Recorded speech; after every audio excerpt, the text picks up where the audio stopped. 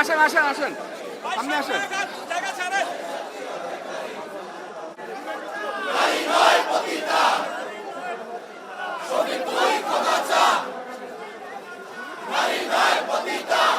আরো পিছান না, আরো পিছান না।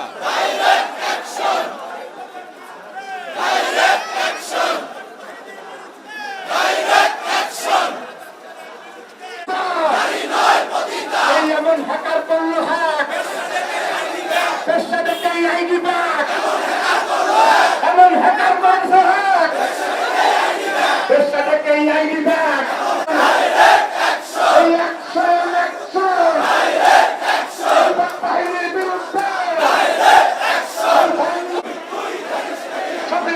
জানিস নাকি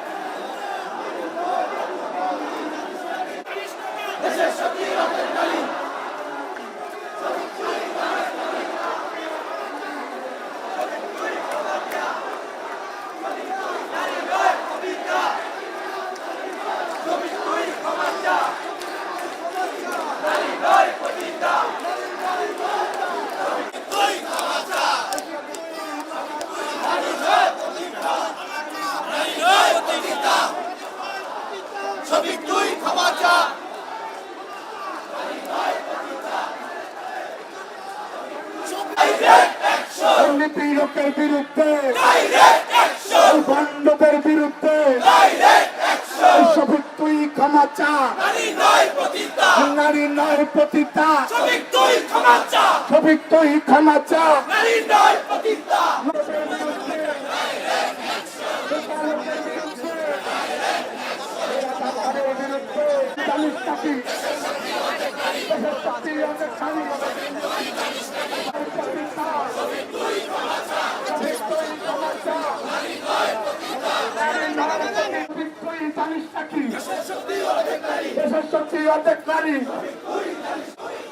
এই মানব প্রতিটা, এই অ্যাকশন টু অ্যাকশন, এমনিতি লোকের বিরুদ্ধে, ধর্ষকের বিরুদ্ধে, রাজাকারের বিরুদ্ধে, রাজাকারের আস্তানা এই বাংলাদেশে থাকবে না, রাজাকারের আস্তানা। শফিক তুই ক্ষমা চা, নারী নয় পতিতা, শফিক তুই ক্ষমা চা।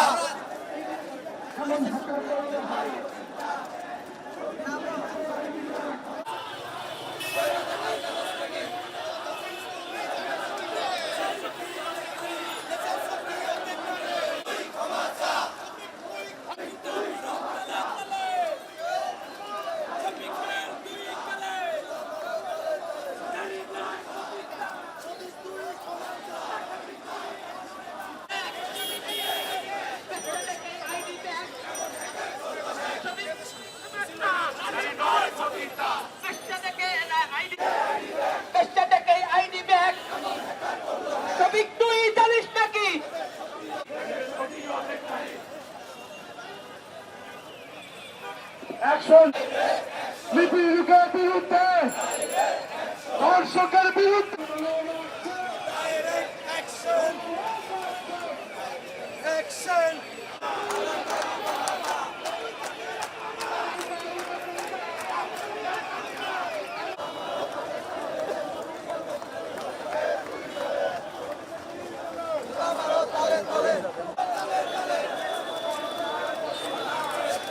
যান যান যান।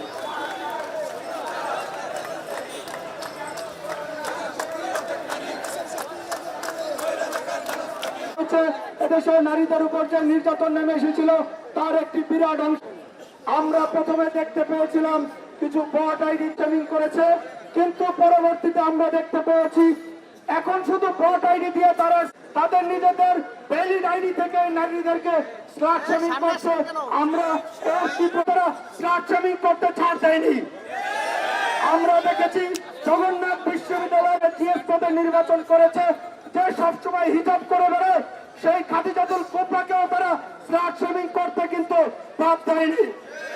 মাদম এক্স হ্যান্ডেলে যে স্টেজ দিয়েছে সেই স্টেজে মিল আছে, শুধু নতুন করে একটি লাইন তিনি যুক্ত করেছেন। ভোট দিব কিসে ধানের শীষে। আপনি আপনার টুইটারে আপনি দিয়েছেন এবং এটি আপনার মনের বক্তব্য বলে আমরা মনে করি। এবং অনেকে বলেন যে ওনার এক্স আইডি নাকি হ্যাক হয়েছে। আমরা বলছি ওনার মাথায় আসলে হ্যাক হয়েছে এবং ওনার মুখোশ উনি নিজেই উন্মোচন করেছেন। বাংলাদেশের কোন মানুষ ওনার মুখোশ উন্মোচন করে নাই।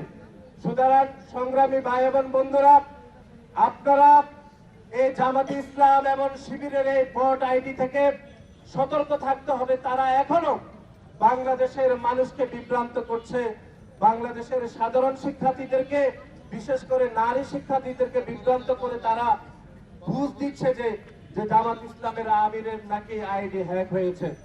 আমাদের দেশের আমার এলাকা নোয়াখালী, সে এলাকায় মুরব্বী আছে, ওনার নাম হচ্ছে করিমউদ্দিন। উনি প্রকাশ্যে লোকজনকে গালিগালাজ করে, যখন দেখে মানুষ খেপে যায় উনি বলে ভাই আমার তো হুঁশ ছিল না, এই জন্য আমি গালিগালাজ করছি। আমরা দেখছি জামাত ইসলামের আমিরেরও সে একই অবস্থা হয়েছে।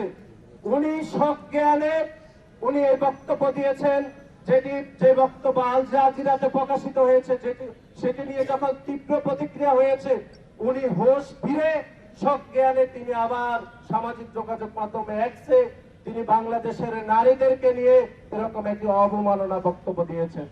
আমরা এর আগেও দেখেছি, আপনারা দেখেছেন, সেই 5 তারিখের পরে বাংলাদেশের নারীদেরকে কিভাবে জামাত ইসলাম এবং তার দোসর ছাত্র শিবির কিভাবে অবমাননা করেছে, আমরা সেটি ভুলে যাইনি।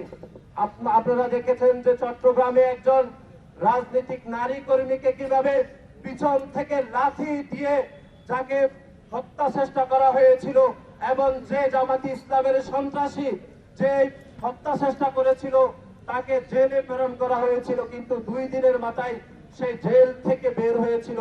কিন্তু তারপরে আমরা দেখলাম জামাত ইসলামের সর্বস্তরের নেতাকর্মীরা তাকে ফুলের সংবর্ধনা দিয়েছিল। সুতরাং আমরা মনে করে জামাত ইসলামের আমির এক্সে যে বক্তব্য দিয়েছেন, সে বক্তব্য জামাত ইসলামের আমির ধারণ করেন বলেই তিনি বক্তব্য দিয়েছেন। সুতরাং আমাদেরকে অন্য কোনো যুক্ত দিয়ে, অন্য কোনো ব্যাখ্যা দিয়ে কোনো বিভ্রান্ত করার কোনো সুযোগ এবং অবকাশ নাই সংগ্রামী বন্ধুগণ। এবং আপনারা সকলে জানেন আমাদের সাংগঠনিক সম্পাদক আমানুল্লাহ আমান এখানে বক্তব্য দিয়েছেন। জামাত ইসলামের আমিরের সহধর্মিণী, একই সাথে ডাক্তার, এবং একই সাথে যখন বাংলাদেশ জাতীয়তাবাদী দল বিএনপি যখন রাষ্ট্র ক্ষমতায় ছিল, তখন তিনি কিন্তু সংরক্ষিত আসনের এমপি পদেও তিনি দায়িত্ব পালন করেছেন। সুতরাং আমরা আজকে জামাত ইসলামের আমিরের সহধর্মীকে জিজ্ঞাসা করতে চাই, আপনার স্বামী সামাজিক যোগাযোগ মাধ্যমে এক্সে যে বক্তব্য দিয়েছেন, সে বক্তব্য আপনি ধারণ করেন কিনা? যদি ধারণ করেন তাহলে বাংলাদেশের নারীদের সামনে আপনি পরিষ্কার ব্যাখ্যা দেওয়া উচিত বলে আমরা মনে করি। এবং আপনারা জানেন জামাত ইসলামের আমির এর আগেও বাংলাদেশে 3 বার তিনি নির্বাচন করেছেন, এবং সেই 3 বার নির্বাচন করে তিনি সব মিলিয়ে 3 বারে তিনি 41,000 ভোট পেয়েছেন। এখন দেখেছেন যে তার এলাকার জনগণ তাকে আর গণে না, সেজন্য তিনি কি করেছেন, তিনি ঢাকায় শিফট করেছেন। তিনি ঢাকাতে এসে এখন ঢাকার 15 আসনে তিনি ইলেকশন করছেন। আমরা জামাত ইসলামের আমির মহোদয়কে বলতে চাই, আপনার এলাকাতে আপনার নেতাকর্মীরা, সিলেটের সাধারণ জনগণ আপনারা যেরকম প্রত্যাখ্যান করেছেন, প্রত্যাখ্যান করে আপনি যে ঢাকায় শিফট করেছেন, এটাকে আমরা সাধুবাদ জানাই।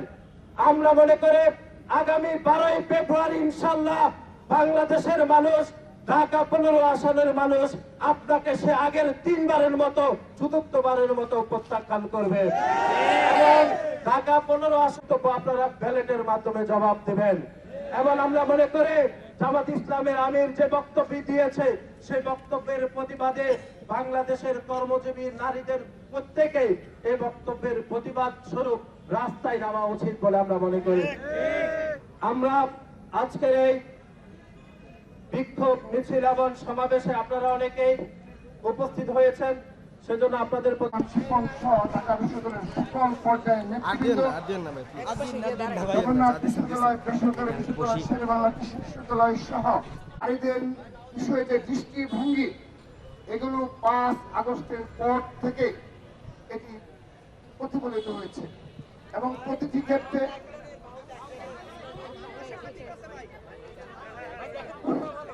এটা এটা এটা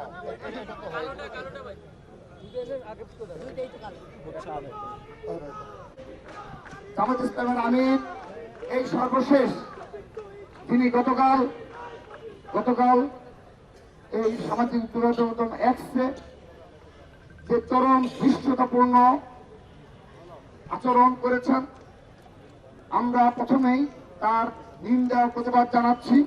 আমরা আজকে বারবারই তার সেই প্রতিবাদ জানিয়েছি এবং আমরা একটি বিষয় অবতারণা করতে চাই, এই নারীদের বিষয়ে এই জামাতে ইসলাম শিবিরের কি দৃষ্টিভঙ্গি, সেগুলো যুগে যুগে প্রমাণিত।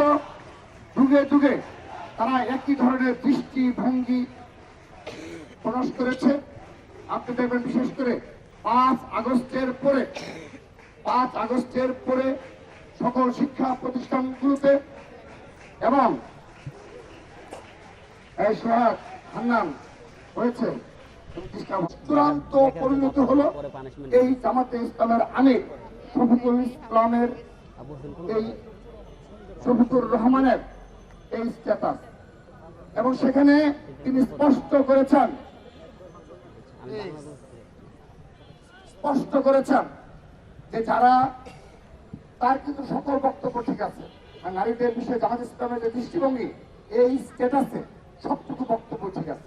শুধুমাত্র একটি লাইন, যে যারা কর্মের জন্য বাড়ি ঘর থেকে বের হয় তারা নাকি প্রতিটা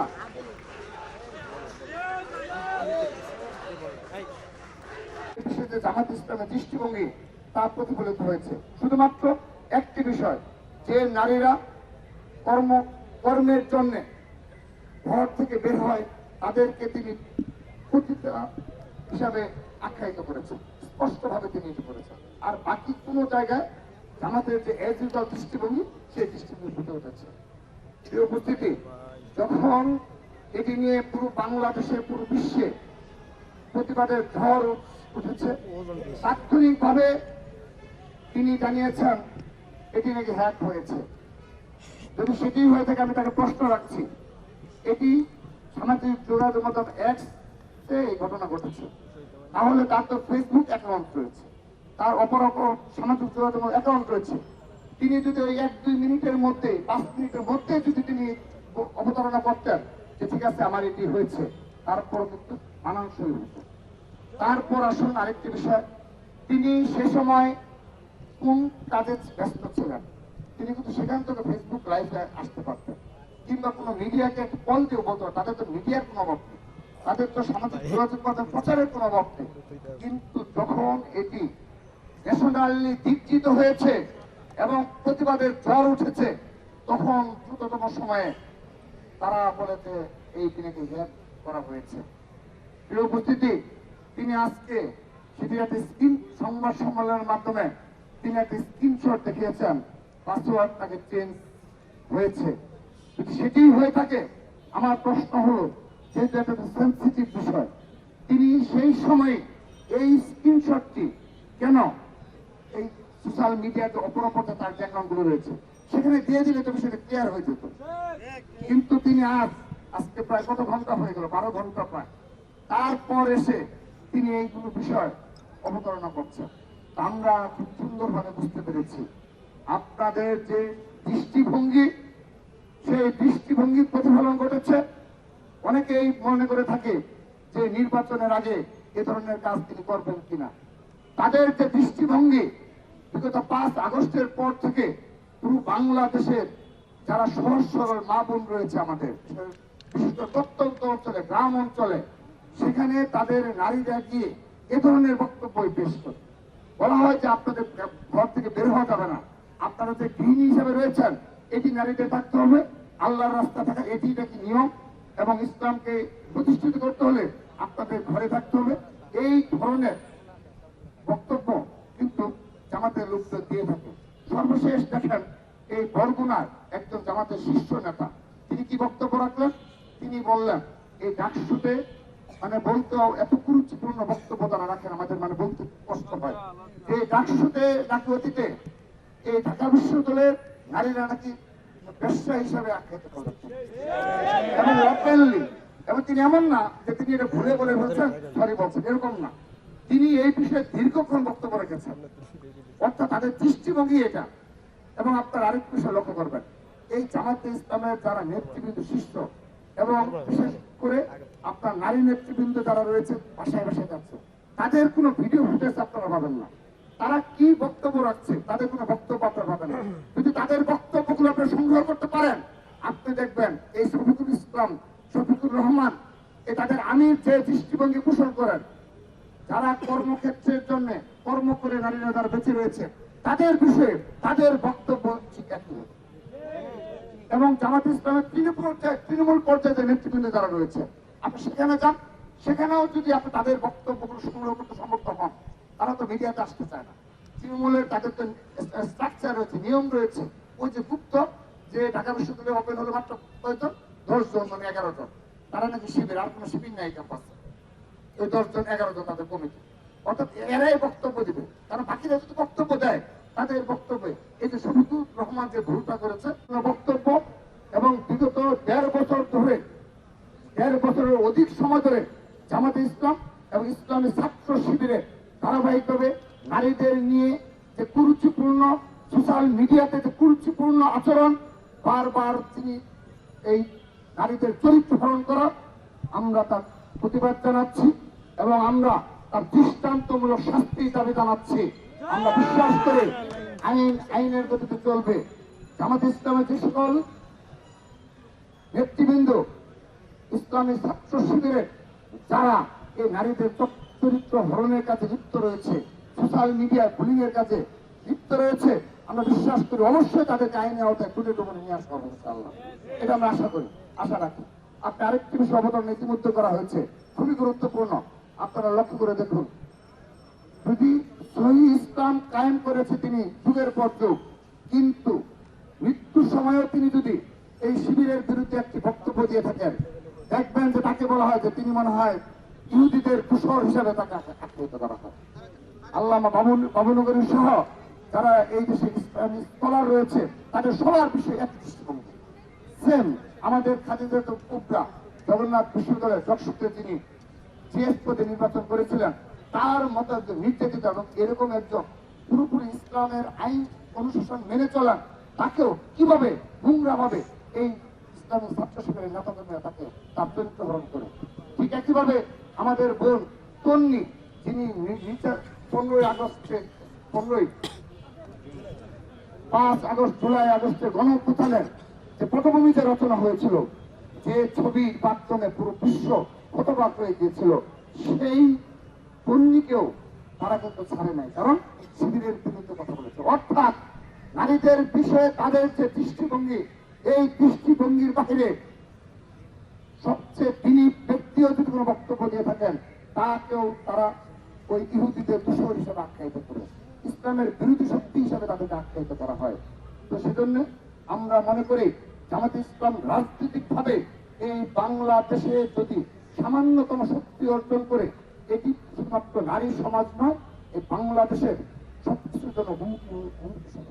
আমরা সেজন্য আমরা সাধারণ শিক্ষার্থীদের দৃষ্টি আকর্ষণ করছি, আমাদের এই প্রতিবাদ শুধুমাত্র একটি রাজনৈতিক প্রতিবাদ নয়, এটি তাদের যে পুরো দৃষ্টিভঙ্গি, সেই দৃষ্টিভঙ্গির বিরুদ্ধে আমাদের আজকের এই প্রতিবাদ। আমরা আশা করব, আমরা আরেকটি বিষয় বলছি, দেখেন এই বিগত সময়ে সারা ভিন্ন ঘটনা ঘটে থাকে, দুই পক্ষের মাঝে যদি কোনো ঘটনা ঘটে থাকে, এমনকি জামাত ইসলামের যদি কোনো হামলা করে থাকে, তার প্রতিবাদে যদি কোনো এলাকাবাসীও যদি তার প্রতিরোধ করে, যেমন জামাতে আমিরের যে আসনটা রয়েছে সেখানেও এলাকাবাসী যখন প্রতিরোধ করে তুললেন তাদের এই জামাত ইসলামের নেতাকর্মীদের বিরুদ্ধে, সেখানেও অহেতুক ভাবে ইচ্ছাকৃতভাবে অস্থিতিশীল বাংলাদেশ গড়ার জন্য আমাদের শীর্ষ নেতার নামে হুঙ্গা স্লোগান দেওয়া হয়। আমরা আসলে যৌক্তিক ভাবে আমরা প্রতিবাদ জানিয়ে গেলাম, আমাদের এই ছাত্রদের কাছে শিক্ষা গ্রহণ আহ্বান জানালাম। আমরা যদি মনে করতাম এই বিষয়ে পাড়ায় পাড়ায়, মহল্লায় মহল্লায়, ওয়ার্ডে ওয়ার্ডে তার বিরুদ্ধে কর্মসূচি ঘোষণা করতাম, কিন্তু আমরা কিন্তু দেখেন শুধু শিক্ষা প্রতিষ্ঠানে এই কর্মসূচির মাধ্যমে তাকে ক্ষমা চাওয়ার আহ্বান জানাচ্ছি। আমরা স্পষ্টভাবে বলছি, আমাদের এই প্রতিবাদের বক্তব্য হলো তাকে অবশ্যই